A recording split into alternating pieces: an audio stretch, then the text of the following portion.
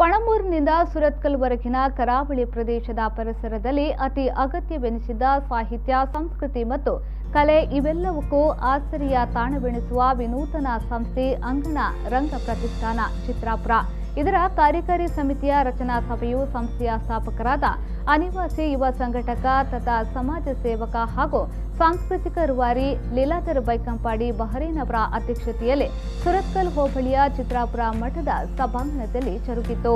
ಸುಮಾರು 50 ಸಮಾನ ಮನಸ್ಕ ಸದಸ್ಯರ ಉಪಸ್ಥಿತಿಯಲ್ಲಿ ಜರುಗಿದ ಈ ಸಭೆಯಲ್ಲಿ ಮೌಲಿಕ ಸಮಾಲೋಚನೆಯ ನಂತರ ಸದಸ್ಯರನ್ನ ಸಂಸ್ಥೆಯ ಪ್ರಥಮ ಕಾರ್ಯಕಾರಿ ಸಮಿತಿಗೆ ಸರ್ವಾನುಮತದಿಂದ ನಿಯುಕ್ತಿಗೊಳಿಸಲಾಯಿತು.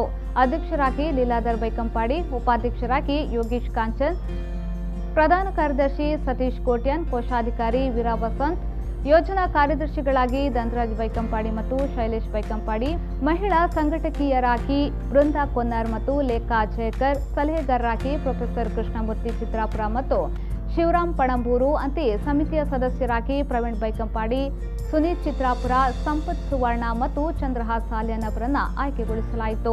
ಇತ್ತೀಚೆಗೆ ಜರುಗಿದ ಸಂಸ್ಥೆಯ ಉದ್ಘಾಟನಾ ಸಮಾರಂಭದಲ್ಲಿ ಉದ್ಘಾಟಕರಾದ ಚಿತ್ರಾಪುರ ಮಠಾಧೀಶರಾದ ಶ್ರೀ ವಿದ್ಯೇಂದ್ರ ತೀರ್ಥ ಶ್ರೀಪಾದರು ಈ ಪ್ರಥಮ ಕಾರ್ಯಕಾರಿ ಸಮಿತಿಯ ಎಲ್ಲ ನೂತನ ಪದಾಧಿಕಾರಿಗಳು ಪದ ಪ್ರದಾನಕ್ಕೆ ಇದು ಶುಭ ಆಶೀರ್ವಾದವನ್ನ ಇತ್ತರು.